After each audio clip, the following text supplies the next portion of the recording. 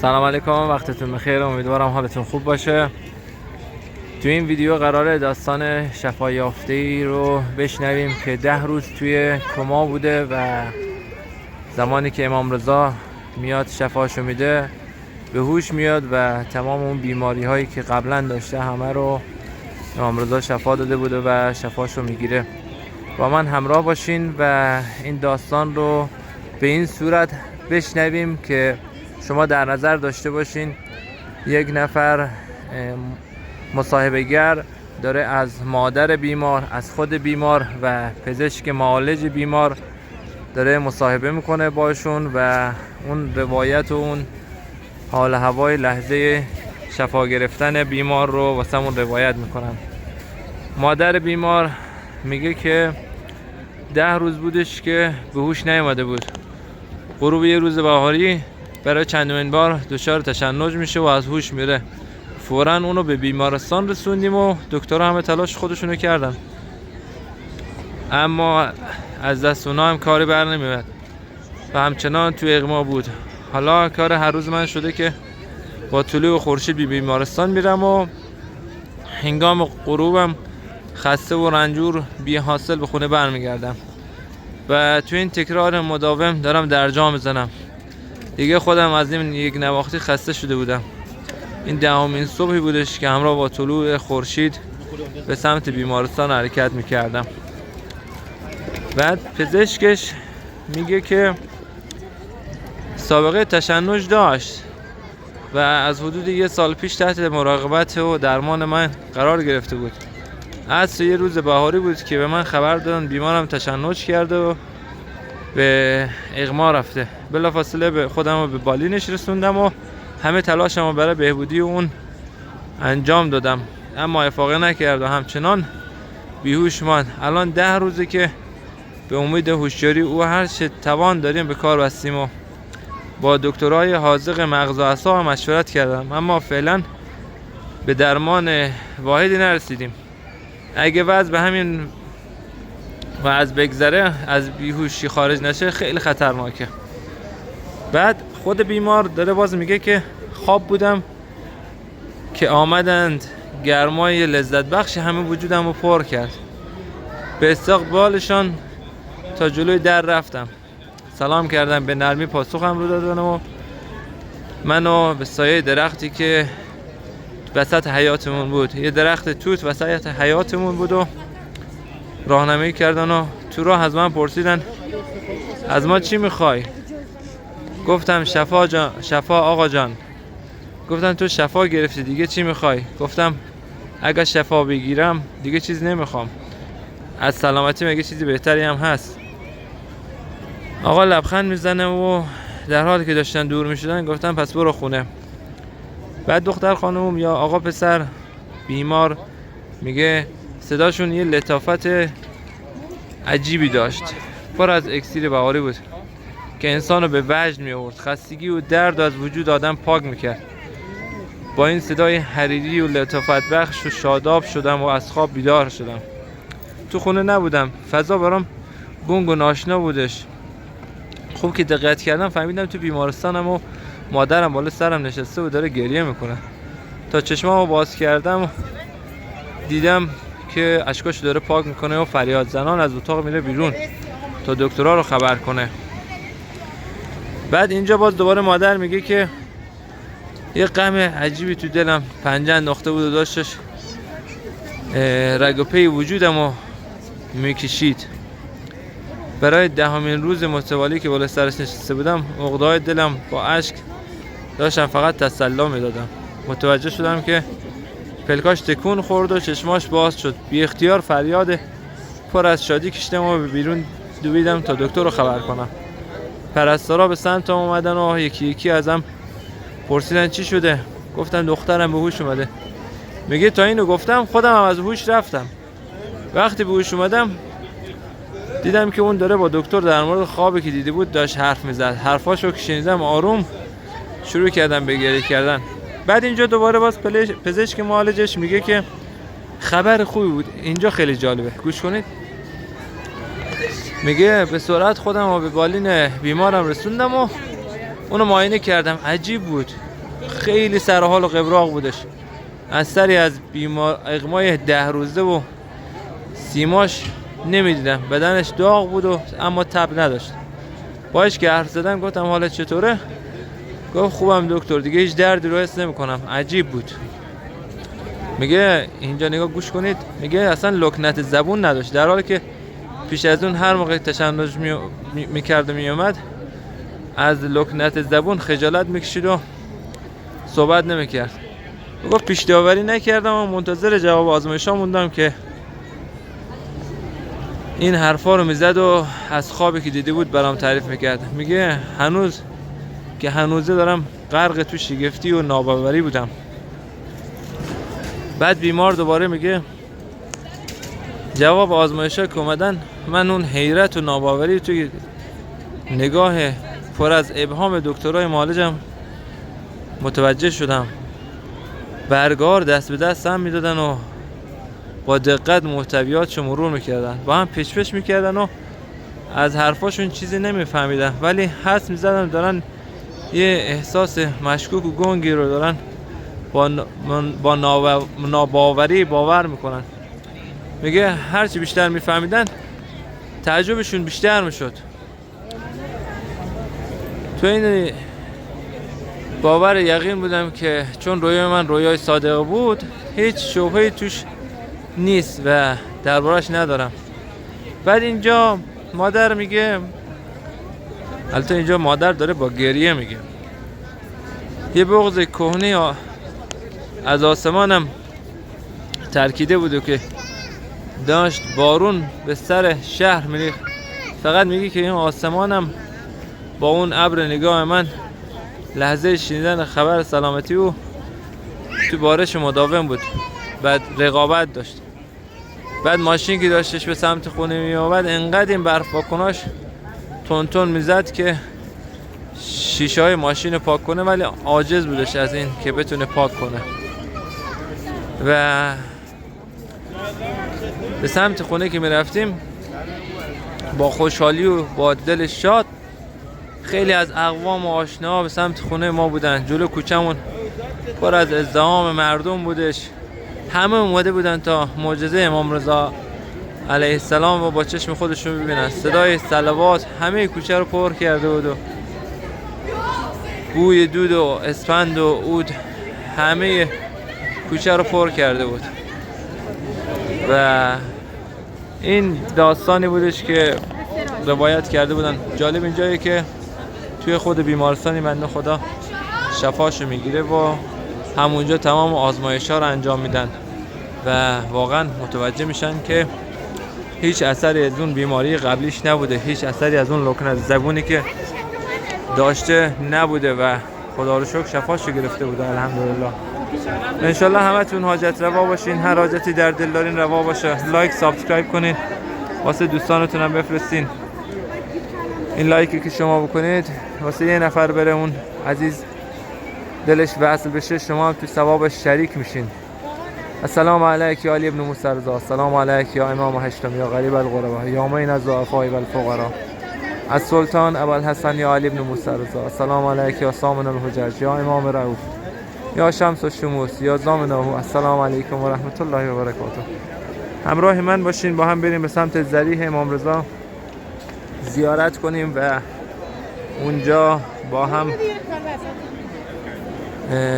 الان میریم یه سر پشت پنجره فولاد، جایی که خیلی آمدن شفا گرفتن و داخل پلیلیست شفا یافتگان داستاناشون رو واسهتون روایت کردم.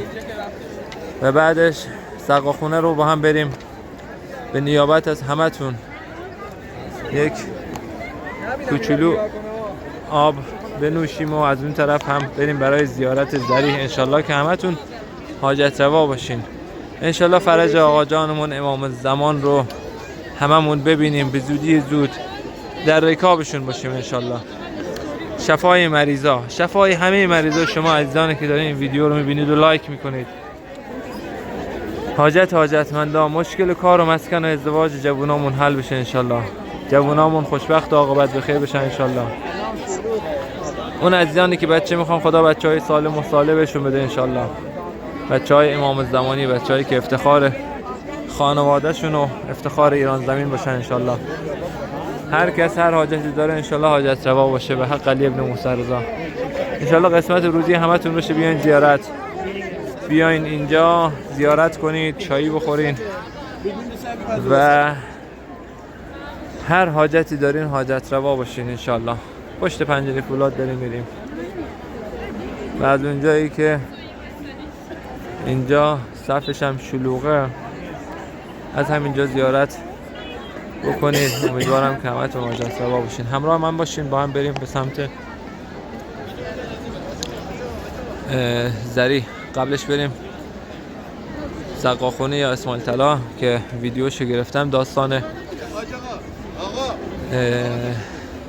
این سقاخونه رو که چجوری بنا شده و این سنگ وسطشو چجوری از افغانستان نادرشاه به عنوان غنیمت آورده بوده و خدمتتون هم شود که اسماعیل خان وزیر فتحعلی شاه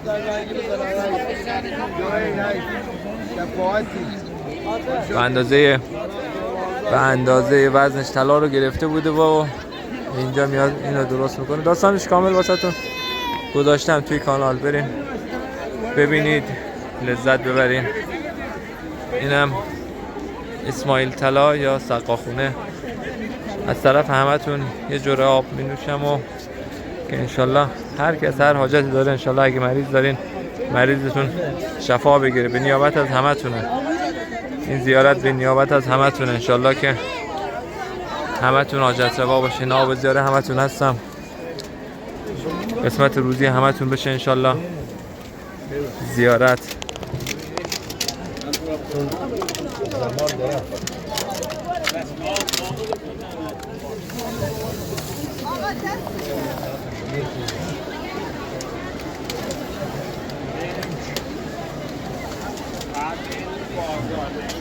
انشالله شفای تمام مریضاتون، شفای کسانی که توی کامنت ها نوشتن حاجت داشتن، حاجت روای همتون انشالله.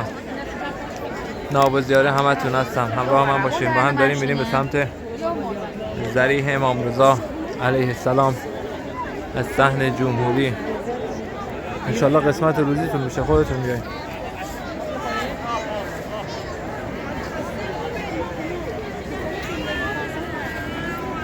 بله خیلی ها تو کامنت ها نوشتن حاجت داشتن و واقعا من مد نظرم هستش، چون یادم میمونه چه کامنت هایی نوشتین و از طرف همتون دارم، از طرف همه شما عزیزانی که دارین میبینید و چه نوشته باشین چه ننوشته باشین، چه لایک کرده باشین چه نکرده باشین، ناب زیارتون هستم واقعا.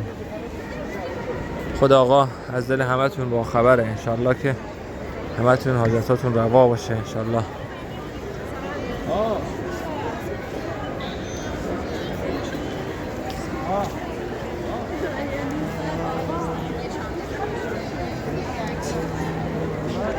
خب حالا که داریم میریم یه چیزی رو بگم. من امروز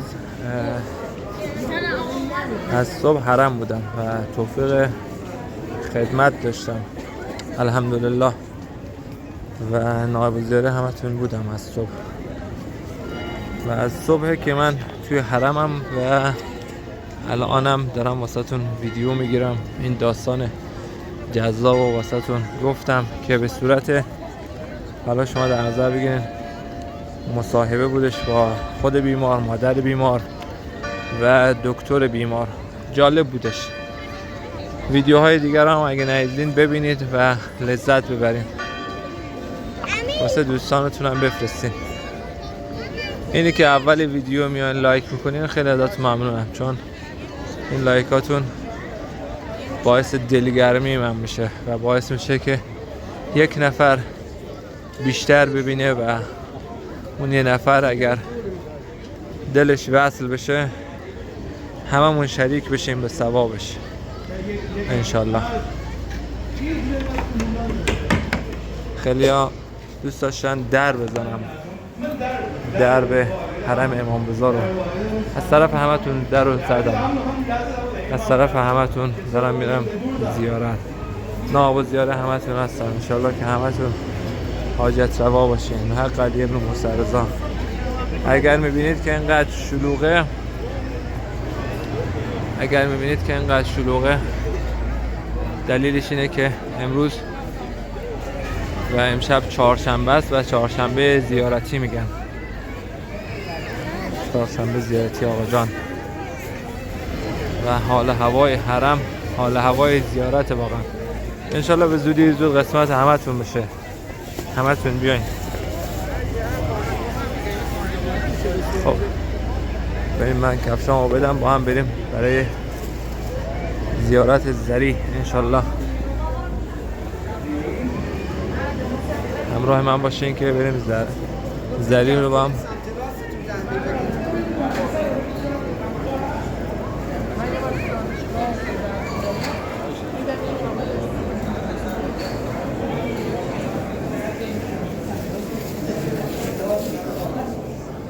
سلام آقا.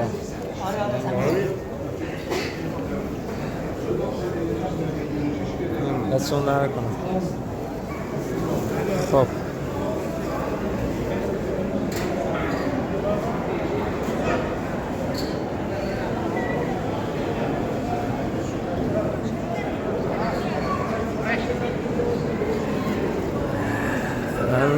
اللهم صل على علي ابن موسى الرضا المرتضى الامام التقي النقي وحجتك على من فوق الارض ومن تحت الثرى الصديق الشهيد صلاة كثيرة تامة زاكية متواصلة متواترة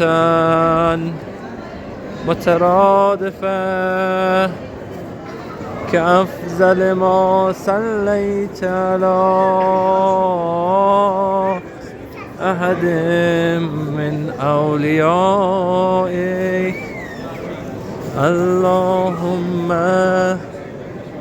عجل لوليك الفرج والعافية والنصر اللهم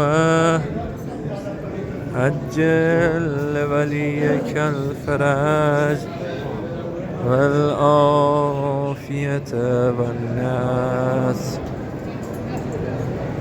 يا الله يا رحمن يا رحيم يا مقلب القلوب ثبت قلبي على دينك. انشالله همتون حاجت روا باشین به حق علی ابن موسی رضا. ببینید چه حال هوایی داره.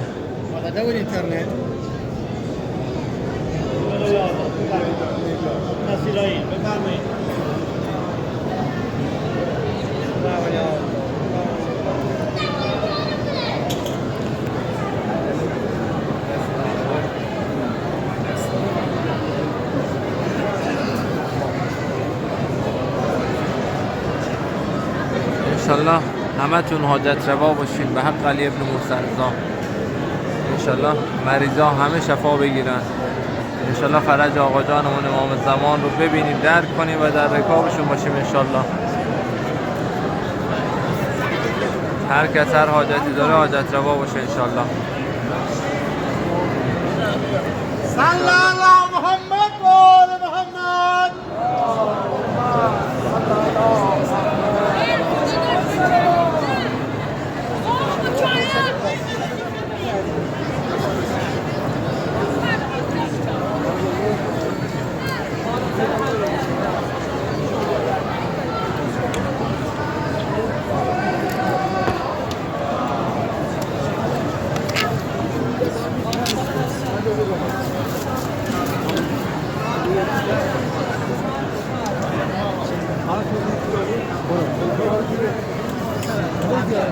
بفهم آقا خوش آمد.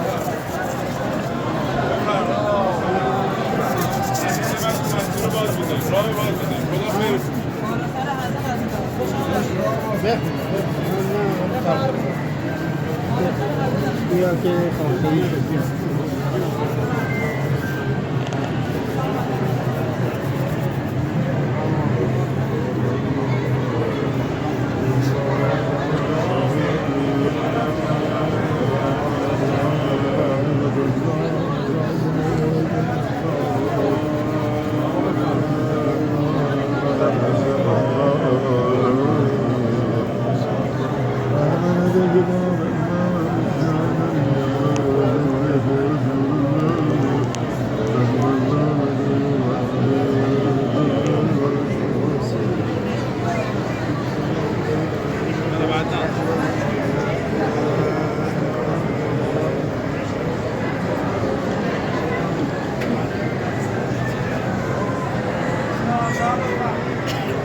انشالله همتون حاجت روا باشین، هر حاجتی دارین لایک سابسکرایب کنین، خدا نگهدارتون.